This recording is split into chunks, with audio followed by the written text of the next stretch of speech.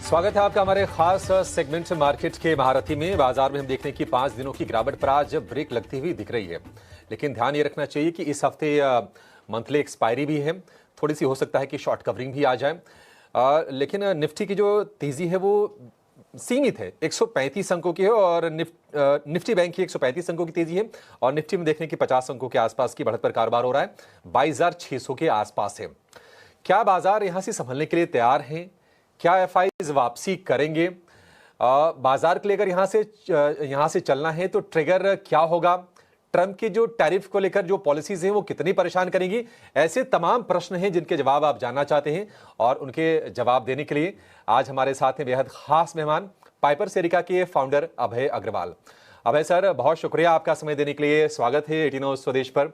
Sir देखिए, हमारे लिए भी रोज रोज ना धर्म संकट वाली स्थिति है, ये पूछना कि बाजार कब थमेगा, कब चलेगा, क्या एफआईज की बिकवाली रुक जाएगी। लेकिन ये हमारा धर्म भी है सर, पूछना, पत्रकार के तौर पर पूछना पड़ता है।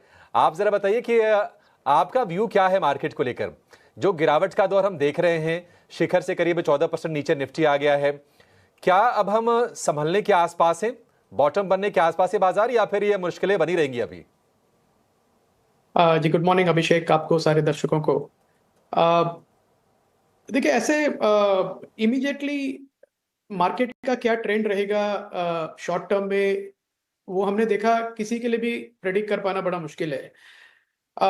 तो एनालाइज ये कर सकते हैं कि क्या ऐसी चीजें हैं जिसकी वजह से मार्केट में करेक्शन चल रहा है और कब तक उन चीजों पे लगाम लगने की एक उम्मीद है।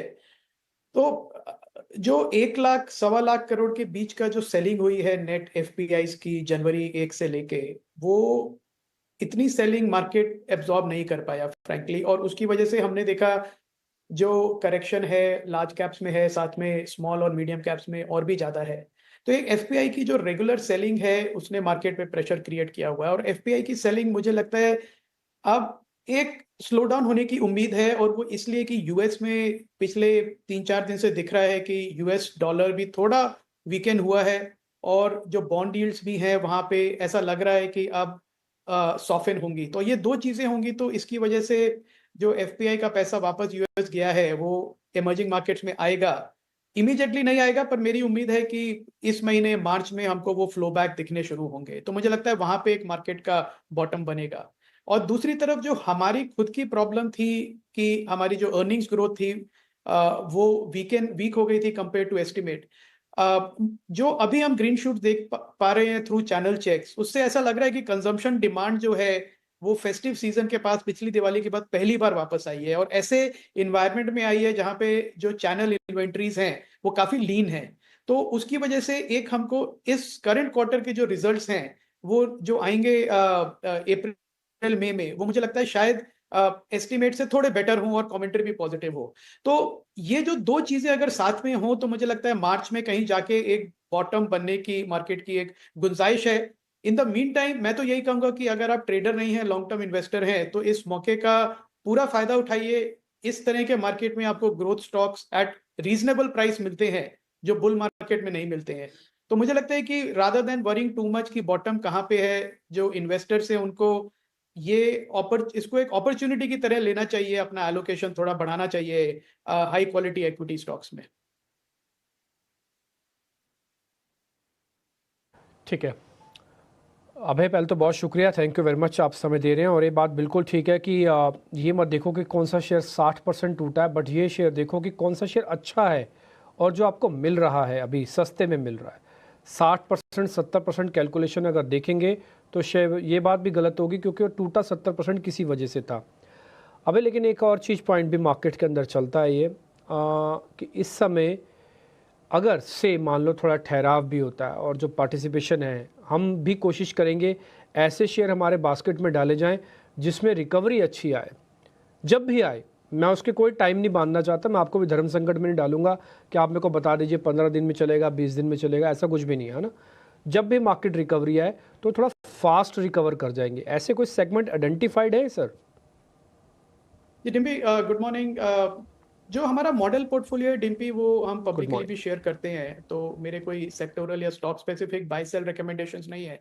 पर जहां पे हमको अपॉर्चुनिटी दिख रही है डिम्पी, वो दिख रही है ग्रोथ स्टॉक्स में। सी इंडिया में क्या है, आपको ग्रोथ पे फोकस करना पड़ेगा रिटर्न बनाने के लिए। और बुल मार्केट में क्या होता है कि इतने प्रेशर में आके इन्वेस्टर्स अनफॉर्चुनेटली ग्रोथ स्टॉक्स को ओवर वैल्यू कर देते हैं, ओवर प्राइस कर देते हैं, और फिर काफी समय तक रिटर्न नहीं बनता है। दूसरी तरफ हैं ऐसे स्टॉक्स जिनको हम कहते हैं very high quality franchises, very high quality stocks, पर वो अब ग्रोथ के जोन में नहीं है, तो वो अपने मल्टीपल को सस्टेन नहीं कर पा रहे हैं। और उसमें काफी नाम है, बड़े नाम है, जिनके बारे में बात करते हैं कि पिछले 4-5 साल से कोई रिटर्न नहीं बनाया, बल्कि नेगेटिव रिटर्न है, जबकि बहुत ही जाने माने स्टॉक्स हैं। तो ये मार्केट जो है, जिसमें आपने कहा कि रादर देन फोकसिंग कि कितना करेक्ट हो गया, ये देखना चाहिए कि एट द करेंट प्राइस जो हमको अपॉर्चुनिटी है खरीदने की, क्या वो एक सेंसिबल अपॉर्चुनिटी है। और उसमें देखें तो जो हमारा मॉडल पोर्टफोलियो है वो है ओवरवेट है ईएमएस प्लेयर्स में। नाम लूं मैं, अगेन बाइज नहीं है, पर सिरमा एसजीएस है, केन्स है, एम्बर है। मुझे लगता है कि ये करेक्शन के बाद ये कंपनीज काफी अच्छे वैल्यूएशन पे हैं। ऑन ए रिलेटिव बेसिस हमेशा महंगी लगेंगी, पर हाई क्वालिटी ग्रोथ कंपनीज हमेशा ही प्रीमियम पे ट्रेड करती हैं। दूसरी तरफ सीडीएमओ जो बिजनेस है, बोथ डोमेस्टिक मार्केट का और एक्सपोर्ट मार्केट का, ये हमारा ओवरवेट है। इंश्योरेंस है, ये तीसरा हमारा ओवरवेट सेक्टर है। और काफी समय के बाद हमने एक बैंक स्टॉक पोर्टफोलियो में ऐड किया है, क्योंकि मुझे लग रहा है कि बैंकिंग और फाइनेंशियल सर्विसेज में भी एक बॉटम बन रहा है। अभी जो हमने देखे हैं रिजल्ट्स काफी पुअर थे, पर उसका मतलब ये नहीं है कि हमेशा ही पुअर रहेंगे। तो अगर ग्राउंड लेवल पे रिकवरी आती है, तो उसका जो प्रोविजंस का राइट बैक की एक ऑप्शन है बैंक्स के, और स्पेशली स्मॉलर फाइनेंस बैंक्स पे, एसएफबीस पे और एनबीएफसीज पे, उनको मौका मिलेगा प्रोविजंस को राइट बैक करने का, तो profits will go up towards the end of the year. तो मुझे लगता है ये जो 4 सेगमेंट्स हैं, इसमें एक अपॉर्चुनिटी है आउट परफॉर्म करने की मार्केट में with 1 to 2 year perspective deputy. That's a great explanation. Abhay, good morning. Mansi this side. High quality growth players, CDMO, insurance, banks and financials. Banks and financials backbone of the economy भी है। ये 4 क्षेत्र हैं और ये समय है इन क्षेत्र में चुनाव करके अपने पोर्टफोलियो का गठन करने की शुरुआत भी करने का। अभय, लेकिन कुछ और प्लेयर्स पर, कुछ और सेक्टर्स पर अगर डीप डाइव एनालिसिस करें और पीएसई बास्केट की अगर बात करें, डिफेंस क्षेत्र की बात करें, रेलवे स्टॉक्स की बात करें, सरकारी कंपनियों की बात करें, ये वही क्षेत्र है जिस पर हम बातचीत भी करते थे और ये वही सेक्टर्स हैं जहां से करेक्शन की इनफैक्ट शुरुआत हुई थी। इन सेक्टर्स पर आपकी राय क्या होगी और क्या आपको लगता है ऑलमोस्ट 30-40% ये गिर चुके हैं, यहां से अब उठने की कोशिश होगी और पोर्टफोलियो में इनका भी समावेश होना चाहिए?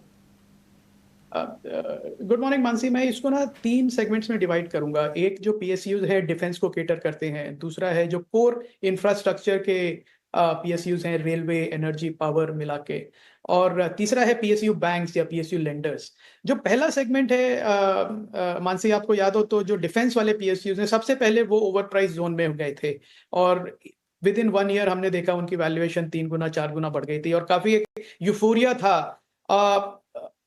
उनका ग्रोथ प्रोस्पेक्ट्स कम नहीं हुए हैं मानसी, बल्कि मैं तो कहूंगा कि बड़े हैं। जिस तरह से गवर्नमेंट का फोकस है domestic manufacturing of basic defence equipment का, तो एक्चुअली जो लिस्टेड डिफेंस कंपनीज हैं पीएसयूज, उनका बिजनेस इंप्रूव हुआ है, वैल्यूएशंस कम हुए हैं। तो अभी भी ट्रेडिशनल बेसिस पे देखें तो ये वो महंगे लगेंगे, क्योंकि अभी भी 30 टाइम, 35 टाइम, 40 टाइम के पी मल्टीपल पे चल रहे हैं।